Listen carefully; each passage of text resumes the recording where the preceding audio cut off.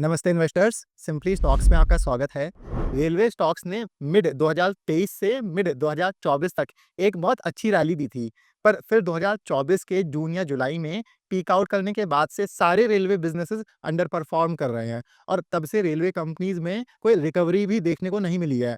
इस दौरान कई सारे रिटेल इन्वेस्टर्स रेलवे कंपनीज को होल्ड करते आए हैं, पर साइड बाय साइड हम देख रहे हैं कि मार्केट में कितनी अच्छी अच्छी नई अपॉर्चुनिटीज आ रही हैं, कितनी सारी कंपनियों के अच्छे रिजल्ट्स आ रहे हैं। ऐसे में रिटेल इन्वेस्टर्स के सामने 2 चॉइसेस हैं। पहली, या तो वो लोग उम्मीद के सहारे बैठे रहें इन बिज़नेसेस में, इस होप में कि सेक्टर फिर से ट्रेंड करेगा और जो भी वो लॉसेस लेकर बैठे हुए हैं 20, 30, 40% उसे रिकवर कर लेंगे। और दूसरी चॉइस ये है कि वो रेलवे बिज़नेसेस से कैपिटल निकाल के नई अपॉर्चुनिटीज़ में जाएँ, उन कंपनीज़ में जाएँ जो बेहतर कर रही हैं। तो आज के वीडियो में हम रेलवे कंपनीज़ को स्टडी कर रहे होंगे। हम ये देखेंगे कि ये बिज़नेसेस क्यों रिकवर नहीं कर पा रहे हैं और आप आगे क्या उम्मीद रख सकते हैं इनसे। पर एज़ अ स्टैंडर्ड डिस्क्लेमर, ये वीडियो किसी भी तरह से इन बिज़नेसेस पर बाय अ सेल रिकमेंडेशन बिल्कुल भी नहीं है। इसका आपको ध्यान रखना है। इसके साथ ही चलिए शुरू करते हैं। तो सबसे पहला बिज़नेस जो हम स्टडी करेंगे वो है आईआरएफसी या Indian railway finance corporation. IRFC को आप इंडियन रेलवेज़ का फाइनेंसिंग आर्म या बैंकर समझ सकते हो। अगर रेलवेज़ को कोई वैगन, कोच या इंजन खरीदना होता है, तो उसके लिए पैसा आईआरएफसी अरेंज करता है। माने कि आईआरएफसी इंडियन रेलवेज़ के लिए मार्केट से पैसे उठाने का काम करता है। और अगर आपको पूरे रेलवे सेक्टर की डायरेक्शन का अंदाज़ा लगाना हो, तो आपको कुछ भी नहीं करना है। आपको बस आईआरएफसी का एयूएम और डिसबर्समेंट्स डाटा देखना है कि आईआरएफसी नए लोन्स दे रहा है रेलवेज़ को कि नहीं, या मार्केट से और पैसा उठा रहा है कि नहीं। इसको आप ऐसे समझो कि अगर रेलवे सेक्टर को ग्रो करना है, तो सबसे पहले रेलवे मिनिस्ट्री आईआरएफसी के पास आएगी और बोलेगी कि हम भविष्य में ये एक्सपेंशन प्लान कर रहे हैं। उसके लिए हमें नए कोचेज़ और वैगन्स चाहिए होंगे। तो आप एक काम करो, उनके लिए आप जाके मार्केट से फंडिंग अरेंज करो। इसलिए आप आईआरएफसी को देखकर ये अंदाज़ा लगा सकते हो कि मोटा-मोटी रेलवे सेक्टर किस दिशा में जा रहा है। आप इस स्क्रीनशॉट में देखोगे कि एफवाई 21 से एफवाई 23 तक अच्छी ग्रोथ आई थी आईआरएफसी के एयूएम में। एयूएम आपका वो पैसा होता है जो आपने लोन पर दिया हुआ है। इस दौरान इनके डिसबर्समेंट्स, माने कि नए लोन्स भी तेज़ी से बढ़े थे। ये वो समय था जब आपको याद होगा कि रेलवे बजट भी बढ़ाया जा रहा था। पर आप देखोगे कि एफवाई 22 से स्लो डाउन आने लगा था। एफवाई 22 में नए लोन्स पिछले साल से शार्पली 43% कम होके 60,000 करोड़ हुए। एफवाई 23 में डिसबर्समेंट्स और कम हुए और उसके बाद से आईआरएफसी ने कुछ भी नए लोन्स नहीं दिए हैं। इस वजह से आप देखोगे कि ना ही एसेट्स अंडर मैनेजमेंट ग्रो किए हैं। मतलब पिछले 2-3 सालों में आईआरएफसी का बिज़नेस बिल्कुल भी नहीं ग्रो किया है। उन्होंने जो पुराने लोन्स दिए थे, वही चलते आ रहे हैं। इसलिए आईआरएफसी एक बहुत अच्छा उदाहरण या केस है, जिसमें उसका दाम उसके ग्रोथ और फंडामेंटल से कहीं ज़्यादा आगे निकल गया था। वो वैल्यूएशन आईआरएफसी के फंडामेंटल सपोर्ट ही नहीं करते थे और अभी भी नहीं करते हैं। आईआरएफसी की लोन बुक फिर से ग्रो करना स्टार्ट हुई है, पर ग्रोथ रेट उतना कुछ खास नहीं है। इनकी रेलवेज़ की बुक में ग्रोथ की कोई विजिबिलिटी नहीं है। बार-बार एनालिस्ट्स आकर आईआरएफसी के मैनेजमेंट से पूछते हैं कि क्या सरकार की तरफ से ऐसा कुछ इंडिकेशन आया है आपको कि और फंड्स रेज़ करने हैं? उस पे इनका मैनेजमेंट लगातार डिनाई करता आया है कि अभी गवर्नमेंट की तरफ से ऐसी कोई डायरेक्शंस नहीं है। इसके अलावा ये धीरे-धीरे नॉन रेलवे सेक्टर में डाइवर्सिफ़ाई करने लगे हैं। ये अन्य पीएसयूज़ और सरकारी कंपनियों को लोन दे रहे हैं। आप इस स्क्रीनशॉट में देखोगे कि इन्होंने एनटीपीसी और बीआरबीसीएल, जो एनटीपीसी और इंडियन रेलवेज़ का ही जॉइंट वेंचर है, उन्हें लोन्स दिए हैं। पर यहाँ दिक्कत क्या है कि ये non railway loans total loan book का सिर्फ एक छोटा-सा हिस्सा है। आईआरएफसी की टोटल लोन बुक अभी 4,60,000 करोड़ से ज़्यादा की है।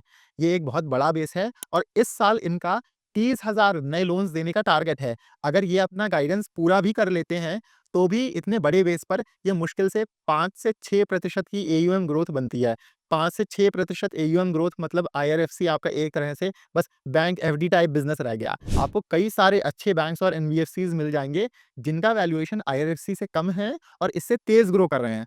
तो जब तक ये डिसबर्समेंट्स और एयूएम ग्रोथ 15% से ऊपर नहीं चली जाती है, तब तक आईआरएफसी एकदम बेकार बिज़नेस है। अगला बिज़नेस जो हम देखेंगे वो है आईआरसीटीसी। आईआरसीटीसी के बिज़नेस के बारे में आप सब लोगों को पता ही होगा। ये मोबाइल ऐप और वेबसाइट चलाते हैं, जिनके ज़रिए आप ट्रेन टिकट्स बुक कर सकते हो। इनके कई और बिज़नेसेस भी हैं। रेल नीर के नाम से इनका पैकेज्ड ड्रिंकिंग वाटर का बिज़नेस है। इसके अलावा ये चार्टर्ड ट्रेन्स चलाते हैं और केटरिंग वगैरह में भी हैं। पर आईआरसीटीसी के 90% प्रॉफिट्स इनके टिकटिंग बिज़नेस से ही आते हैं। तो सबसे पहली चीज़ तो यही समझनी ज़रूरी है कि कई बारी जब लोग किसी कंपनी को एनालाइज़ करते हैं, तो वो इन फैंसी बिज़नेस सेगमेंट्स की बातें करके मिसलीड हो जाते हैं। तो कभी भी आप किसी बिज़नेस को स्टडी कर रहे हो, आपको ये देखना है कि उसका मेन बिज़नेस क्या है। छोटे बिज़नेस सेगमेंट्स में अगर कुछ बहुत बड़ा भी हो जाए, कुछ बहुत ख़ास भी हो जाएगा, तो भी ओवरऑल बिज़नेस पर कोई बहुत बड़ा असर नहीं पड़ेगा। अब इनके मेन टिकटिंग बिज़नेस के साथ प्रॉब्लम क्या है कि आईआरसीटीसी की मोनोपोली ही उसकी प्रॉब्लम है। भारत में 85% रेलवे टिकट्स आईआरसीटीसी के प्लेटफ़ॉर्म से बुक होते हैं। बाकी का लगभग 15% शेयर रेलवे स्टेशंस पर फिज़िकल काउंटर्स का है। तो जब आईआरसीटीसी का 85% मार्केट शेयर है ऑलरेडी, आईआरसीटीसी की ग्रोथ तभी हो सकती है जब नई ट्रेन्स आएँगी, सीटिंग कैपेसिटी बढ़ेगी और ज़्यादा पैसेंजर्स ट्रैवल कर पाएँगे। पर आप इस स्क्रीनशॉट में देखोगे कि भारत में रेलवे पैसेंजर्स उतना तेज़ी से नहीं बढ़ रहे हैं, क्योंकि नए ट्रेन्स या नई सीटिंग कैपेसिटी उतना स्पीड से नहीं आ रही है।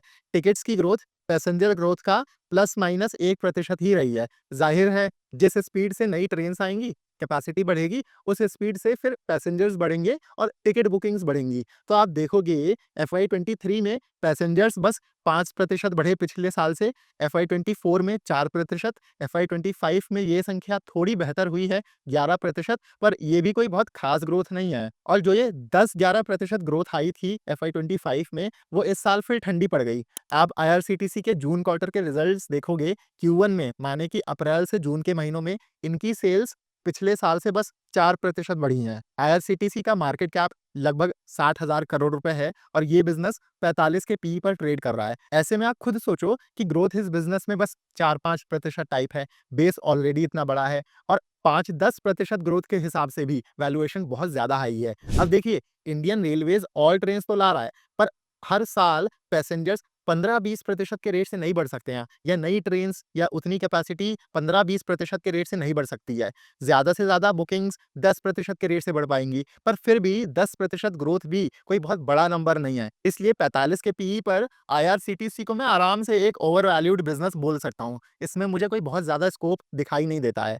पर रिटेल इन्वेस्टर्स को ये कहानी बेची जाती है कि रेलवे सेक्टर तो लॉन्ग टर्म सेक्टर है, लोग ट्रेन से तो ट्रैवल करते ही रहेंगे सालों-साल वगैरह-वगैरह। तो आप मुझे बताइए, कौन-सा सेक्टर लॉन्ग टर्म नहीं है? इतनी बड़ी आबादी है हमारे देश की कि सेक्टर्स तो सारे ही चलते रहेंगे, चाहे रेलवेज़ हो, चाहे एफएमसीजी हो, चाहे ऑटोमोबाइल हो। इसलिए आपका किसी स्पेसिफिक सेक्टर पे बायस नहीं होना चाहिए। आपको सेक्टर की ग्रोथ से मतलब होना चाहिए।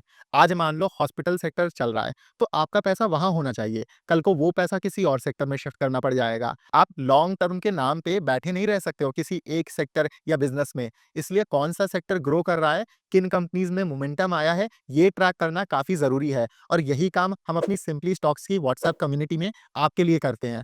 हम यहाँ मल्टीपल ट्रेंडिंग सेक्टर्स के 150 से ज़्यादा अच्छे-अच्छे बिज़नेसेस को ट्रैक करते हैं, उनके business model, valuation, risk factors, कैसे रिजल्ट्स आ रहे हैं, सब पर डिटेल में डिस्कशन होता है। यहाँ हम अपना पोर्टफोलियो भी शेयर करते हैं और वन ऑन वन आपके सारे डाउट्स भी क्लियर करते हैं। हाँ, लेकिन हम किसी भी कंपनी पर बाय सेल कॉल्स नहीं देते हैं, हम सेबी रजिस्टर्ड नहीं है। हमारा काम सिर्फ़ और सिर्फ़ आपको सही और पूरी इन्फॉर्मेशन देना है कंपनीज़ पर याद रहे, ये एक पेड कम्युनिटी है और इसमें 2 प्लान्स हैं। ₹6000 का 6 महीने के लिए और ₹10,000 का साल भर के लिए।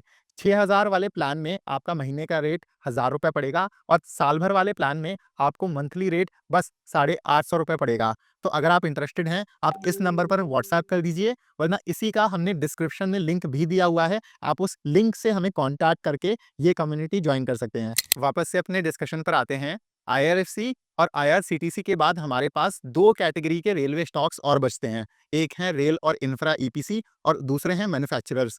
रेल और infra EPC businesses railway tracks के installation, electrification, station development, coach factories develop करने का, ये सब काम करते हैं। इसके अलावा मैन्युफैक्चरिंग कंपनीज़ वैगन्स और कोचेज़ और उनके पार्ट्स जैसे कि wheels, wheel sets, axles, brakes वगैरह बनाने का काम करती हैं।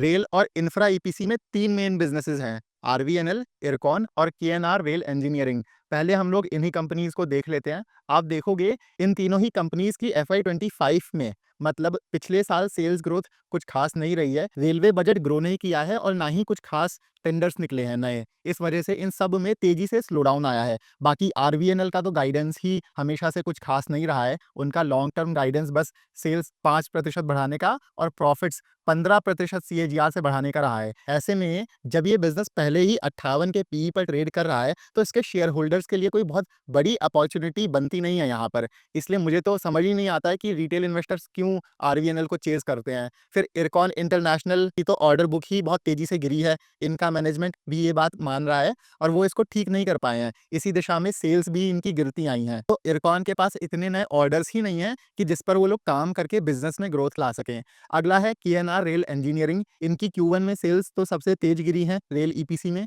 आप देखोगे ईयर ऑन ईयर सेल्स पिछले साल से 38% कम रही हैं।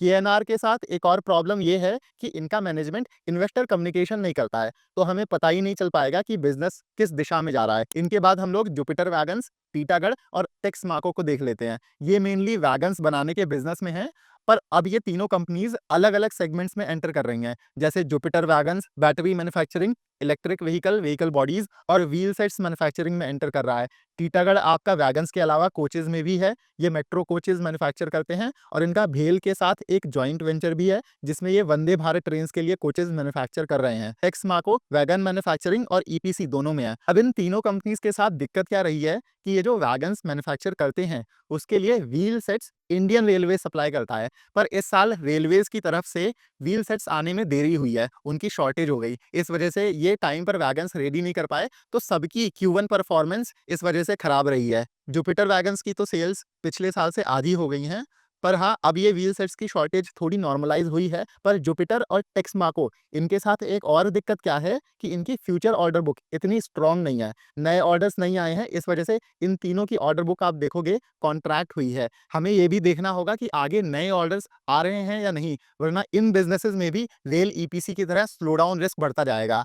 हालाँकि जुपिटर के केस में प्लस पॉइंट क्या है कि जैसे मैंने आपको बताया था कि ये बैटरी, ईवी और व्हील सेट्स की मैन्युफैक्चरिंग में एक्सपैंड कर रहे हैं। व्हील सेट्स में इनका 3000 करोड़ सेल्स का टारगेट है और बैटरी और व्हीकल सेगमेंट्स में 500 से 1000 करोड़ ईच का अनुमान है इनका सेल्स लाने का। ऐसे ही टीटागढ़ के लिए ग्रोथ ड्राइवर उनका वंदे भारत कोचेस के लिए भेल के साथ जॉइंट वेंचर है। इसके अलावा इन्होंने रामकृष्ण फॉर्जिंग्स के साथ एक जॉइंट वेंचर भी फॉर्म किया है व्हील सेट्स बनाने के लिए। पर यहाँ से ग्रोथ हमें FY27, FY28 के बाद से देखने को मिलेगी। बाकी यहाँ मेरा कंसर्न टीटागढ़ और जुपिटर दोनों के वैल्यूएशन को भी लेकर है। मुझे ऐसा लगता है कि ये जो अपने 40-45 पीईज़ के वैल्यूएशन पर अभी ट्रेड कर रहे हैं, काफ़ी ओवर वैल्यूड चल रहे हैं। जो फ्यूचर ग्रोथ आनी है, वो काफ़ी हद तक यहाँ पर पहले ही रिफ्लेक्ट हो चुकी है। अब या तो आप ये बोल लो कि ये बिज़नेसेस इतना करेक्ट होने के बावजूद ओवर वैल्यूड चल रहे हैं। बाकी एक दूसरा नज़रिया ये भी है कि जो फ्यूचर ग्रोथ आनी है इनके बैटरी, व्हील सेट्स या कोचेस के बिज़नेसेस से, वो मार्केट पहले ही यहाँ डिस्काउंट कर चुका है और आगे पोटेंशियल कम है। टेक्समाको का केस हाँ, थोड़ा सरप्राइजिंग है। टेक्समाको की सेल्स भी इस साल गिरी थी Q1 में लगभग 17%, पर इनके मैनेजमेंट ने फिर भी अपने टारगेट्स नहीं बदले हैं। उनका मैनेजमेंट बोल रहा है कि वो इस साल 35 से 40% सेल्स ग्रोथ अचीव कर लेंगे और मार्जिन्स भी स्टेबल रहेंगे। अब हमें देखना पड़ेगा कि टेक्समाको का मैनेजमेंट जो इतना कॉन्फिडेंस दिखा रहा है, वो डिलीवर कर पाएगा या नहीं। वो हमें Q2 और Q3 और Q4 के रिजल्ट्स देखकर पता चलेगा। क्योंकि आप देखोगे कि इस साल इनकी एबिटा मार्जिन भी 11.3% से गिर के 8.7% पर आ गई थी और मार्केट भी टेक्समाको पर ज़्यादा कॉन्फिडेंस नहीं दिखा रहा है। ये बिज़नेस 26 के पीई पे है। इसके साथ एक और प्रॉब्लम यहाँ ऑर्डर बुक की भी है। इनके पास अपनी पिछले साल की सेल्स के बस 1.4 गुना ऑर्डर्स बचे हैं। ऐसे में अगर इनको नए ऑर्डर्स नहीं मिलते हैं, तो भले इस साल ग्रोथ आ भी जाए, पर फिर आगे स्लो डाउन का बड़ा रिस्क रहेगा। तो अंत में अगर मैं समराइज़ करूँ, रेलवे ईपीसी प्लेयर्स और वैगन मैन्युफैक्चरर्स दोनों जगह हमें क्लियर स्लो डाउन होता दिख रहा है। सेल्स गिर रही हैं, सप्लाई चेन इश्यूज़ हैं और नए ऑर्डर्स भी नहीं मिल रहे हैं। जुपिटर और टीटागढ़ में जो ग्रोथ आनी भी है, वो 2-3 साल दूर है। बाकी आईआरएफसी और आईआरसीटीसी में तो ग्रोथ है ही नहीं। इनका बेस ही इतना बड़ा है कि ये तेज ग्रो कर ही नहीं पाएँगे और जिस रेट पे ये अभी अपने सेल्स और प्रॉफिट्स बढ़ा पा रहे हैं, उस हिसाब से इनका वैल्यूएशन काफ़ी ज़्यादा है। अब अगर आपको ये वीडियो पसंद आया है, तो इसे लाइक ज़रूर करिएगा। ऐसी वीडियोज़ बनाने में काफ़ी समय लगता है, काफ़ी मेहनत लगती है। आप सपोर्ट करोगे, तो हमें और मोटिवेशन मिलेगी और हम आपके लिए ऐसी और वीडियोज़ ला पाएँगे। तो इस वीडियो को लाइक और हमारे चैनल को सब्सक्राइब ज़रूर करिएगा। मिलते हैं हम आपसे अगले वीडियो में। Happy investing.